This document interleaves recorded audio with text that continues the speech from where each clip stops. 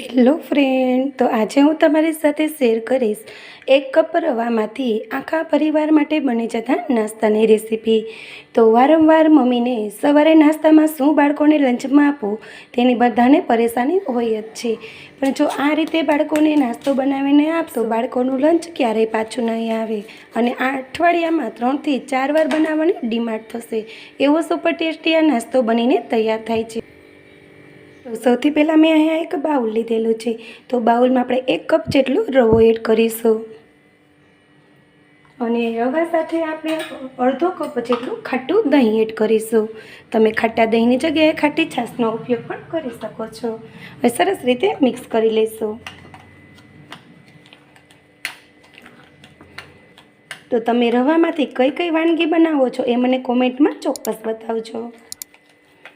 ત્યારબાદ આપણે 3 મોટી ચમચી જેટલું ફરી પાણી એડ કરીશું અને સરસ રીતે મિક્સ કરી લઈશું। તો આ નાસ્તો ફક્ત 10 જ મિનિટમાં બનીને તૈયાર થાય છે। ઓછી મહેનતમાં એકદમ હેલ્ધી અને ટેસ્ટી બને છે। તો આ રીતના મેં અહીંયા રવાને મિક્સ કરી લીધો છે। ત્યારબાદ આપણે સ્વાદ પ્રમાણે મીઠું એડ કરીશું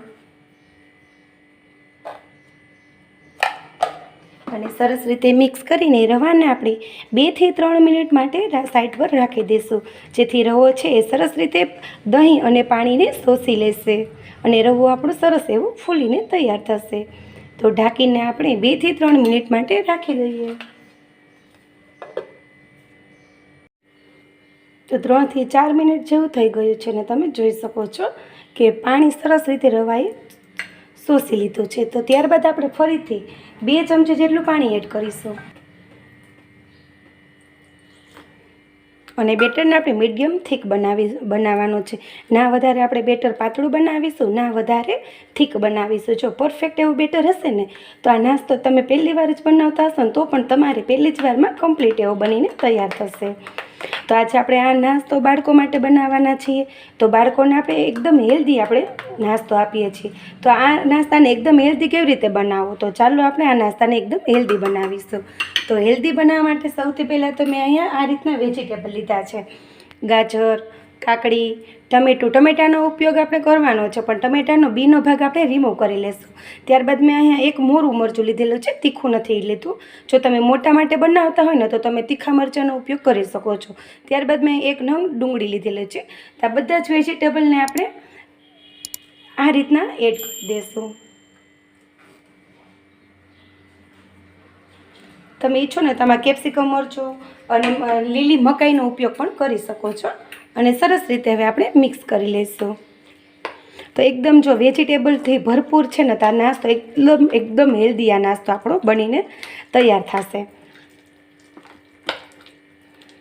તો આ નાસ્તાને આપણે એકદમ સ્પંચી અને ઉપરથી સરસ એવો બનાવવા માટે, સોફ્ટ બનાવવા માટે આપણે શું ઉપયોગ કરીશું તો કે ઈનો। તો મેં 1 ચમચી જેટલો ઈનો લીધેલો છે। તમે ઈનાની જગ્યાએ તમે મીઠા સોડા જે આપણે ભજીયામાં ઉપયોગ કરીએ છીએ ને તેનો ઉપયોગ પણ તમે કરી શકો છો અને ઈનોને મેલ્ટ કરવા માટે આપણે 1 ચમચી જેટલું પાણી એડ કરીશું, જેથી ઈનો છે આપણે સરસ રીતે મેલ્ટ થઈ જશે અને એક જ ડાયરેક્શનમાં બેટરને હલાવી લેશું।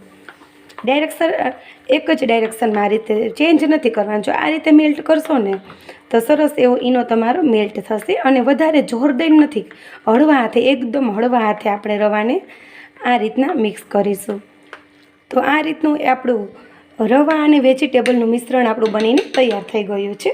તો મેં અહીંયા ગેસ બાજુ કઢાઈને પણ પાણી ગરમ થવા માટે રાખી દીધેલું છે। તો મેં અહીંયા આ રીતની સ્ટીલની વાટકી લીધેલી છે, તેને આપણે તેલ વડે ગ્રીસ કરીશું। તમે કોઈ પણ જાતની વાટકીનો ઉપયોગ કરી શકો છો। તો અત્યારે મેં અહીંયા હાર્ટ શેપની વાટકી લીધેલી છે। તો તમે મને કોમેન્ટ બોક્સમાં ચોક્કસ બતાવજો કે આજની આ મારી રેસીપી કેવી લાગે। જો સારી લાગે ને તો લાઈક અને ફ્રેન્ડમાં શેર કરવાનું ના ભૂલતા, સાથે સબસ્ક્રાઈબ કરી બેલ આઇકોનને જરૂરથી દબાવજો આવી જ નવી રેસીપી વિડીયો સૌથી પહેલાં જોવા માટે।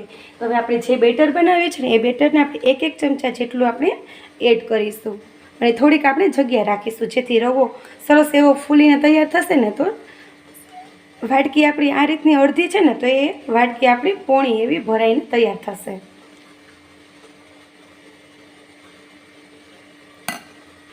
તો આ રીતના ભર્યા બાદ આપણે આ રીતના ટેપ કરી લેશું, જેથી બેટર છે ને એક જ સરસ લેવલમાં તૈયાર થશે. તો પાણી પણ આપણું સ્ટીમરમાં ગરમ થઈ ગયું છે. તેમાં આપણે જે બેટરવાળી વાટકી છે ને એને આપણે એડ કરીશું.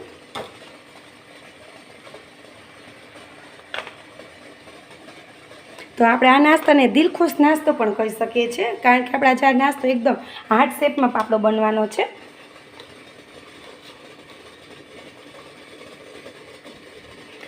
તો હવે આપણે ઢાંકણને કવર કરીને 5 થી 6 મિનિટ સુધી હાઈ ગેસની ફ્લેમ પર સ્ટીમ થવા દઈશું.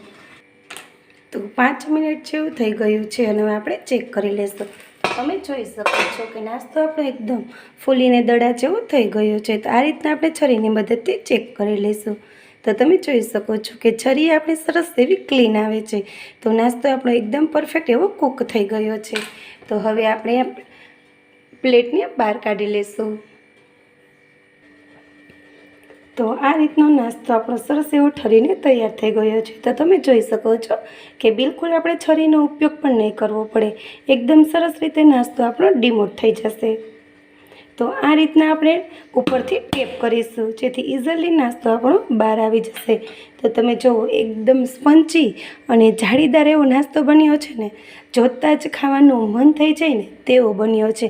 અને એકદમ કલરફુલ તો બન્યો જ છે, તો એમાં કાંઈ ના ઘટે એવો સુપર ટેસ્ટી આ નાસ્તો આપણો બનીને તૈયાર થઈ ગયો છે. એનું લુક તો જુઓ કેવો સરસ આવે છે, જોતાં જ બાળકોને ખાવાનું મન થઈ જાય ને તેવો આ નાસ્તો આપણો બનીને તૈયાર થઈ ગયો છે. અને એકદમ જાળીદાર આપણો આ નાસ્તો બન્યો છે ને. તો એકદમ હેલ્ધી અને વેજીટેબલથી ભરપૂર આ નાસ્તો આપણો બનીને તૈયાર થઈ ગયો છે. તો આ નાસ્તાને આપણે હજી વધારે ટેસ્ટી બનાવવા માટે તેને આપણે ગેસ તરફ જઈશું. તો સૌથી પહેલાં તો આપણે બધા જ નાસ્તાને આ રીતના ડીમોટ કરી લઈશું. તો તમે આ નાસ્તાને આ રીતનો પણ ખાઈ શકો છો કે બિલકુલ તમે વઘાર કર્યા વગરનો આ નાસ્તો તમને તો પણ ખૂબ સરસ એવો આ નાસ્તો તમને ભાવશે.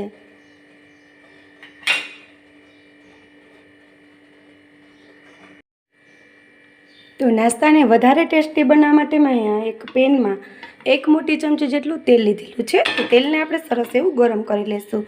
તો ગરમ તેલમાં આપણે એક પછી એક બધા જ નાસ્તાને એડ કરી દઈશું.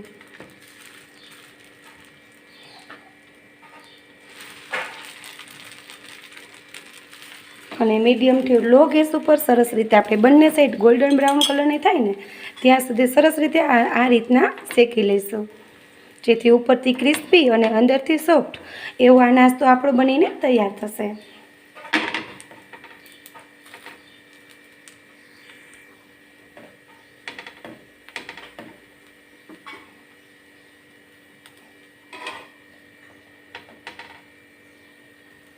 આ રીતે આપણે નાસ્તાને પલટાવી લઈશું.